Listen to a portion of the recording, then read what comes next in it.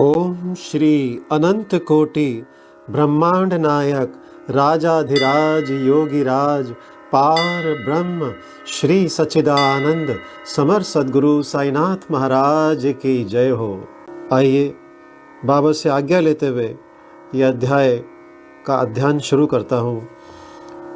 अध्याय 33 ऊदी की महिमा भाग 1। बिच्छू का डंक, प्लेग की गांठ, जामनेर का चमत्कार, नारायण राव, बाला बुआ सुतार, अप्पा साहेब कुलकर्णी, हरि भाऊ कर्णिक। पूर्व अध्याय में गुरु की महानता का दिग्दर्शन कराया गया है। अब इस अध्याय में ऊदी के महात्म्य का वर्णन किया जाएगा। प्रस्तावना। आओ पहले हम संतों के चरणों में प्रणाम करें, जिनकी कृपा दृष्टि मात्र से ही समस्त पाप समूह भस्म होकर हमारे आचरण के दोष नष्ट हो जाएंगे। उनसे वार्तालाप करना हमारे लिए शिक्षाप्रद और अति आनंददायक है। वे अपने मन में यह मेरा और वह तुम्हारा ऐसा कोई भेद नहीं रखते। इस प्रकार के भेदभाव की कल्पना उनके हृदय में कभी भी उत्पन्न नहीं होती। उनका ऋण इस जन्म में तो क्या, अनेक जन्मों में भी ना चुकाया जा सकेगा। ऊदी यानी विभूति। यह सर्वविदित है कि बाबा सबसे दक्षिणा लिया करते थे तथा उस धनराशि में से दान करने के पश्चात जो कुछ भी शेष बचता उससे वे ईंधन मोल लेकर सदैव धूनी प्रज्वलित रखते थे। इसी धूनी की भस्म ऊदी कहलाती है। भक्तों के शिरडी से प्रस्थान करते समय यह भस्म मुक्त हस्त से सभी को वितरित कर दी जाती थी। इसी ऊदी से बाबा हमें क्या शिक्षा देते हैं? ऊदी वितरण कर बाबा हमें शिक्षा देते हैं कि इस अंगारे के समान गोचर होने वाले ब्रह्मांड का प्रतिबिंब भस्म के ही समान है। हमारा तन भी ईंधन सदृश ही है, अर्थात पंचभूतादि से निर्मित है, जो कि सांसारिक भोगादि के उपरांत विनाश को प्राप्त होकर भस्म के रूप में परिणत हो जाएगा। भक्तों को इस बात की स्मृति दिलाने के हेतु ही कि अंत में यह देह भस्म सदृश होने वाली है, बाबा ऊदी वितरण किया करते थे। बाबा इस ऊदी के द्वारा एक और भी शिक्षा प्रदान करते हैं कि इस संसार में ब्रह्म ही सत्य और जगत मिथ्या है। इस संसार में वस्तुतः कोई किसी का पिता, पुत्र अथवा स्त्री नहीं है। हम जगत में अकेले ही आए हैं और अकेले ही जाएंगे। पूर्व में यह देखने में आ चुका है और अभी भी अनुभव किया जा रहा है कि इस ऊदी ने अनेक शारीरिक और मानसिक रोगियों को स्वास्थ्य प्रदान किया है। यथार्थ में बाबा तो भक्तों को दक्षिणा और ऊदी द्वारा सत्य और असत्य में विवेक तथा असत्य के त्याग का सिद्धांत समझाना चाहते थे। इस ऊदी से वैराग्य और दक्षिणा से त्याग की शिक्षा मिलती है। इन दिनों इन दोनों के अभाव में इस माया रूपी भव सागर को पार करना कठिन है। इसलिए बाबा दूसरे के भोग स्वयं भोग कर दक्षिणा स्वीकार कर लिया करते थे। जब भक्तगण विदा लेते तब वे प्रसाद के रूप में ऊदी देकर और कुछ उनके मस्तक पर लगाकर अपना वरद हस्त उनके मस्तक पर रखते थे। जब बाबा प्रसन्न चित्त होते तब वे प्रेम पूर्वक गीत गाया करते थे। ऐसा ही एक भजन ऊदी के संबंध में भी है। भजन के बोल हैं, रमते राम आओ जी, ऊदी की गोनियां लाओ जी। बाबा यह शुद्ध और मधुर स्वर में गाते थे। यह सब तो ऊदी के आध्यात्मिक प्रभाव के संबंध में हुआ, परंतु उसमें भौतिक प्रभाव भी था, जिससे भक्तों को स्वास्थ्य, समृद्धि, चिंता मुक्ति एवं अनेक सांसारिक लाभ प्राप्त हुए। इसीलिए ऊदी हमें आध्यात्मिक और सांसारिक लाभ पहुंचाती है। अब हम ऊदी की कथाएं प्रारंभ करते हैं। बिच्छू का डंक। नासिक के श्री नारायण मोतीराम जानी बाबा के परम भक्त थे। वे बाबा के अन्य भक्त रामचंद्र वामन मोडक के अधीन काम करते थे। एक बार वे अपनी माता के साथ शिरडी गए तथा बाबा के दर्शन का लाभ उठाया। तब बाबा ने उनकी माँ से कहा कि अब तुम्हारे पुत्र को नौकरी छोड़कर स्वतंत्र व्यवसाय करना चाहिए। कुछ दिनों में बाबा के वचन सत्य निकले। नारायण जॉनी ने नौकरी छोड़कर एक उपाहार गृह आनंद आश्रम चलाना प्रारंभ कर दिया, जो अच्छी तरह चलने लगा। एक बार नारायण राव के एक मित्र को बिच्छू ने काट लिया, जिससे उसे असहनीय पीड़ा होने लगी। ऐसे प्रसंगों में उदी तो रामबाण प्रसिद्ध ही है। काटने के स्थान पर केवल उसे लगा ही तो देना है। नारायण ने उदी खोजी, परंतु कहीं न मिल सकी। उन्होंने बाबा के चित्र के समक्ष खड़े होकर उनसे सहायता की प्रार्थना की और उनका नाम लेते हुए उनके चित्र के सम्मुख जलती हुई अगरबत्ती में से एक चुटकी भस्म बाबा की उदी मानकर बिच्छू के डंक मारने के स्थान पर लेप कर दिया। वहां से उनके हाथ हटाते ही पीड़ा तुरंत मिट गई और दोनों अति प्रसन्न होकर चले गए। प्लेग की गांठ। एक समय एक भक्त बांद्रा में था। उसे वहां पता चला कि उसकी लड़की जो दूसरे स्थान पर है प्लेग ग्रस्त है और उसे गिल्टी निकल आई है। उनके पास उस समय ऊदी नहीं थी, इसलिए उन्होंने नाना चांदोरकर के पास ऊदी भेजने के लिए सूचना भेजी। नाना साहेब ठाणे रेलवे स्टेशन के समीप रास्ते में ही थे जब उनके पास यह सूचना पहुंची। वे अपनी पत्नी सहित कल्याण जा रहे थे। उनके पास भी उस समय ऊदी नहीं थी, इसलिए उन्होंने सड़क पर से कुछ धूल उठाई और श्री साईं बाबा का ध्यान कर उनसे सहायता की प्रार्थना की तथा उस धूल को अपनी पत्नी के मस्तक पर लगा दिया। वह भक्त खड़े खड़े यह सब नाटक देख रहा था। जब वह घर लौटा तो उसे जानकर अति हर्ष हुआ कि जिस समय से नाना साहेब ने ठाणे रेलवे स्टेशन के पास बाबा से सहायता करने की प्रार्थना की, तभी से उनकी लड़की की स्थिति में पर्याप्त सुधार हो चला था, जो गत 3 दिनों से पीड़ित थी। अब आगे पढ़ते हैं जामनेर का विलक्षण चमत्कार। सन 1904 और 5 में नाना साहेब चांदोरकर खानदेश जिले के जामनेर में मामलतदार थे।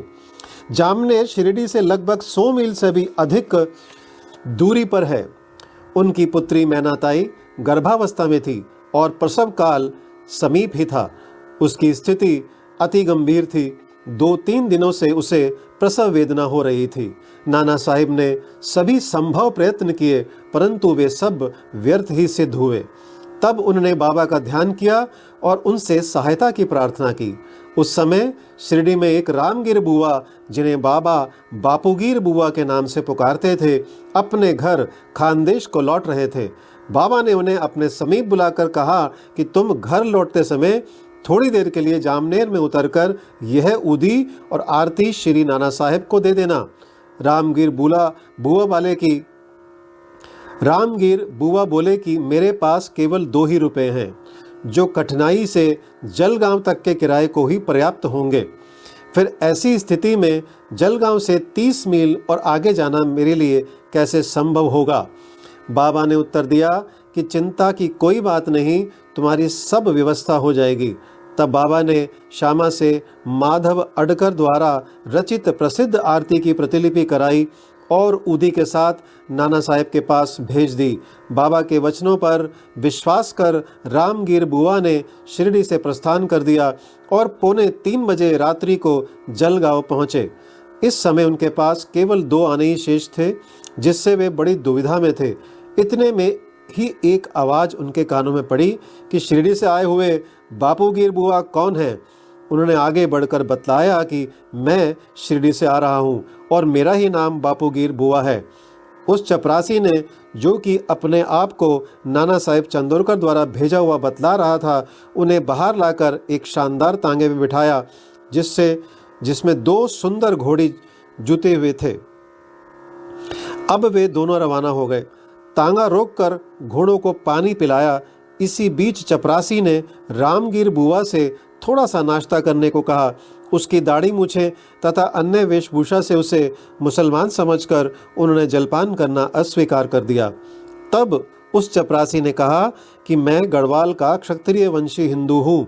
यह सब नाश्ता नाना साहेब ने ही आपके लिए भेजा है तथा उसमें आपको कोई आपत्ति और संदेह नहीं करना चाहिए। तब वे दोनों जलपान कर पुनः रवाना हुए और सूर्योदय काल में जामनेर पहुंच गए। रामगिर बुआ लघुशंका को गए और थोड़ी देर में जब वे लौट कर आए तो क्या देखते हैं कि वहाँ ना तो तांगा था, ना तांगे वाला और ना ही तांगे के घोड़े। उनके मुख से एक शब्द भी ना निकल रहा था। वे समीप ही कचहरी में पूछताछ करने गए और वहाँ उन्हें पता चला कि इस समय मामलतदार घर पर ही हैं। वे नाना साहब के घर गए और उन्हें बतलाया कि मैं शिरडी से बाबा की आरती और ऊदी लेकर आ रहा हूँ। उस समय मैनाताई की स्थिति बहुत ही गंभीर थी और सभी को उसके लिए बड़ी चिंता थी। नाना साहब ने अपनी पत्नी को बुलाकर ऊदी को जल में मिलाकर अपनी लड़की को पिला देने और आरती करने को कहा। उन्होंने सोचा कि बाबा की सहायता बड़ी सामयिक है। थोड़ी देर में ही उन्हें समाचार प्राप्त हुआ कि प्रसव कुशलतापूर्वक होकर समस्त पीड़ा दूर हो गई है। जब रामगिर बुआ ने नाना साहब को चपरासी, तांगा और जलपान आदि रेलवे स्टेशन पर भेजने के लिए धन्यवाद दिया तो नाना साहब को ये सुनकर महान आश्चर्य हुआ और वे कहने लगे कि मैंने ना तो कोई तांगा, ना चपरासी भेजा था और ना ही मुझे शिरडी से आपके पधारने की कोई पूर्व सूचना ही थी। ठाणे के सेवानिवृत्त श्री बीवी देव ने नाना साहब चंदोरकर के पुत्र बापू साहब चंदोरकर और शिरडी के रामगिर बुआ से इस संबंध में बड़ी पूछताछ की और फिर संतुष्ट होकर श्री साईं लीला पत्रिका भाग 13 नंबर 11, 12, 13 में गद्य और पद में एक सुंदर रचना प्रकाशित की। श्री बीवी नरसिंह स्वामी ने भी एक मैनाताई और भाग 5 पृष्ठ 14, दूसरा बापू साहब चांदोरकर भाग 20 पृष्ठ 50 और तीसरा रामगिर बुआ भाग 27 पृष्ठ 83 के कथन लिए हैं, जो कि क्रमशः 1 जून 1936, 16 सितंबर 1936 और 1 दिसंबर 1936 को छपे हैं। और ये सब उन्होंने अपनी पुस्तक भक्तों के अनुभव भाग 3 में प्रकाशित किए हैं। निम्नलिखित प्रसंग रामगिर बुआ के कथनानुसार उद्धृत है। एक दिन मुझे बाबा ने अपने समीप बुलाकर एक ऊदी की पुड़िया और एक आरती की प्रतिलिपि देकर आज्ञा दी कि जामनेर जाओ और यह आरती तथा ऊदी नाना साहब को दे दो। मैंने बाबा को बताया कि मेरे पास केवल 2 रुपए ही हैं, जो कि कोपरगांव से जलगांव जाने और फिर वहां से बैलगाड़ी द्वारा जामनेर जाने के लिए अपर्याप्त हैं। बाबा ने कहा, अल्लाह देगा। शुक्रवार का दिन था। मैं शीघ्र ही रवाना हो गया। मैं मनमाड 6:30 पे सायकाल और जलगांव रात्रि को 2:45 पर पहुंचा। उस समय प्लेग निवारक आदेश जारी थे, जिससे मुझे असुविधा हुई और मैं सोच रहा था कि कैसे जामनेर पहुंचूं। रात्रि को 3 बजे एक चपरासी आया, जो पैर में बूट पहने था और सिर पर पगड़ी बांधे व अन्य पोशाक भी पहने था। उसने मुझे तांगे में बैठा लिया और तांगा चल पड़ा। मैं उस समय भयभीत सा हो रहा था। मार्ग में भगूर के समीप मैंने जलपान किया। जब प्रातःकाल जामनेर पहुंचा, तब उसी समय मुझे लघुशंका करने की इच्छा हुई। जब मैं लौट कर आया, तब देखा कि वहाँ कुछ भी नहीं है। तांगा और तांगे वाला अदृश्य है। नारायण राव। भक्त नारायण राव को बाबा के दर्शनों का 3 बार सौभाग्य प्राप्त हुआ। सन 1918 में बाबा के महासमाधि लेने के 3 वर्ष पश्चात वे शिरडी जाना चाहते थे, परंतु किसी कारणवश उनका जाना ना हो सका। बाबा के समाधिस्थ होने के 1 वर्ष के भीतर ही वे रुग्ण हो गए। किसी भी उपचार से उन्हें लाभ ना हुआ। तब उन्होंने 8 प्रहर बाबा का ध्यान करना प्रारंभ कर दिया।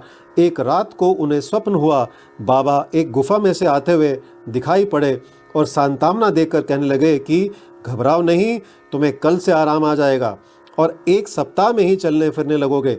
ठीक उतने ही समय में नारायण राव स्वस्थ हो गए। अब यह प्रश्न विचारणीय है कि क्या बाबा देहधारी होने से जीवित कहलाते थे और क्या उन्होंने देह त्याग दी इसलिए मृत हो गए? नहीं, बाबा अमर हैं, क्योंकि वे जीवन और मृत्यु से परे हैं। एक बार भी अनन्य भाव से जो उनकी शरण में जाता है, वह कहीं भी हो उसे वे सहायता पहुंचाते हैं। वे तो सदा हमारे साथ ही खड़े हैं और चाहे जैसा रूप लेकर भक्त के समक्ष प्रकट होकर उसकी इच्छा पूर्ण कर देते हैं। अप्पा साहेब कुलकर्णी। सन 1917 में अप्पा साहेब कुलकर्णी के शुभ दिन आए। उनका ठाणे को स्थानांतरण हो गया। उन्होंने बाला साहेब भाटे द्वारा प्राप्त बाबा के चित्र का पूजन करना आरंभ कर दिया। उन्होंने सच्चे हृदय से पूजा की। वे हर दिन फूल, चंदन और नैवेद्य बाबा को अर्पित करते और उनके दर्शनों की बड़ी अभिलाषा रखते थे।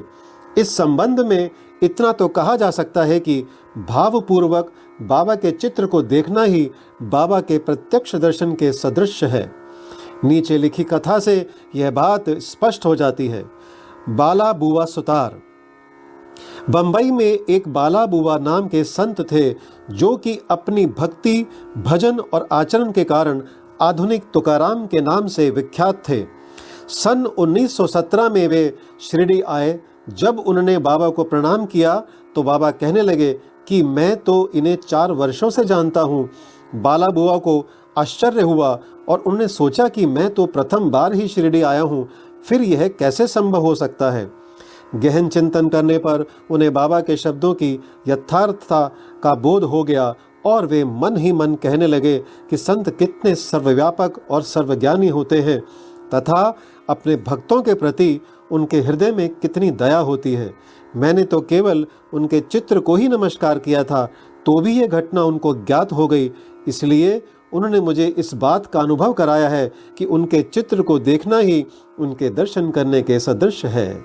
अब हम अप्पा साहेब की कथा पर आते हैं। जब वे ठाणे में थे तो उन्हें भिवंडी दौरे पर जाना पड़ा।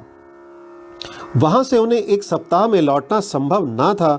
उनकी अनुपस्थिति में तीसरे दिन उनके घर में निम्नलिखित विचित्र घटना हुई।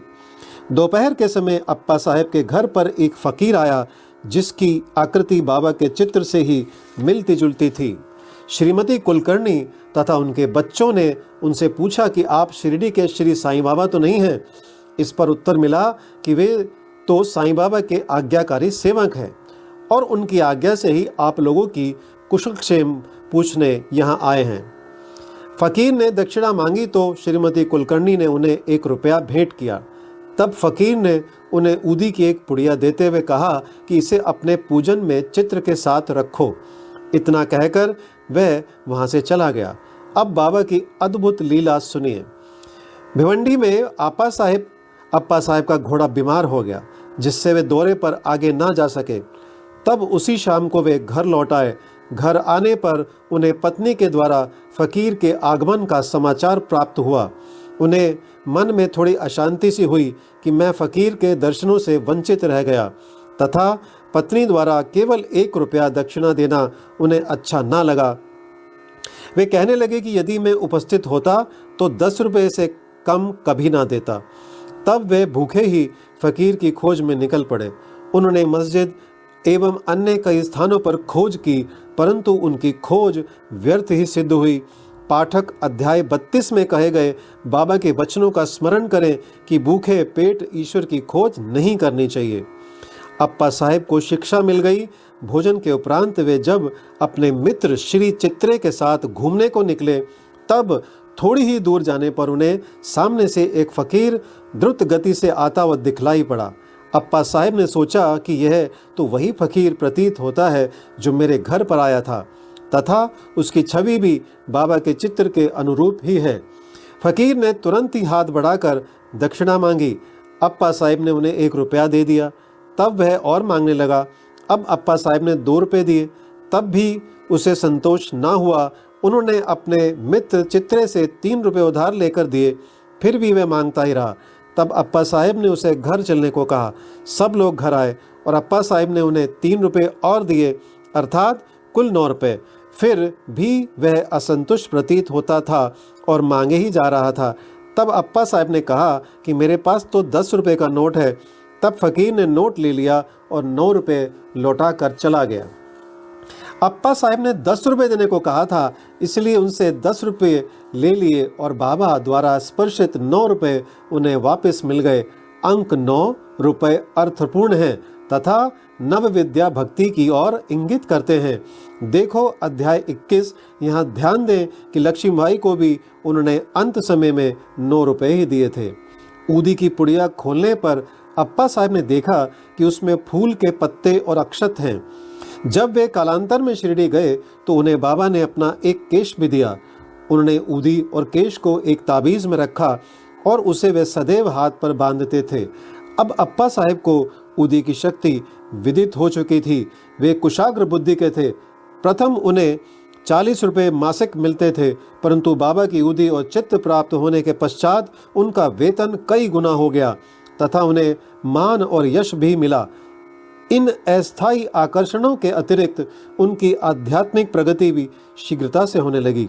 इसलिए सौभाग्यवश जिनके पास ऊदी है उन्हें स्नान करने के पश्चात मस्तक पर धारण करना चाहिए और कुछ जल में मिलाकर तीर्थ की तरह ग्रहण करना चाहिए। हरिभाव कर्णिक सन 1917 में गुरु पूर्णिमा के शुभ दिन ढाणू जिला ठाणे के हरिभाव कर्णिक शिरडी आए तथा उन्होंने बाबा का यथाविधि पूजन किया। उन्होंने वस्तुएं और दक्षिणा आदि भेंट कर श्यामा के द्वारा बाबा से लौटने की आज्ञा प्राप्त की। वे मस्जिद की सीढ़ियों से उतरे ही थे कि उन्हें विचार आया कि बाबा को 1 रुपया और अर्पण करना चाहिए। वे श्यामा को संकेत से यह सूचना देना चाहते थे कि बाबा से जाने की आज्ञा प्राप्त नहीं हो चुकी है, इसलिए मैं वापस लौटना नहीं चाहता। परंतु श्यामा का ध्यान उनकी ओर नहीं गया, इसलिए वे घर को चल पड़े।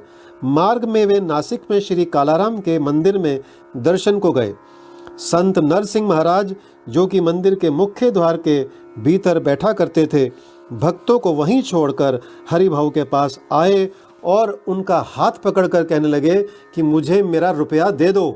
कर्णिक को बड़ा आश्चर्य हुआ और उन्होंने सहर्ष रुपया दे दिया।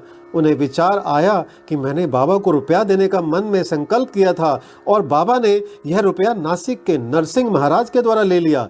इस कथा से सिद्ध होता है कि सब संत अभिन्न हैं तथा वे किसी न किसी रूप में एक साथ ही कार्य किया करते हैं।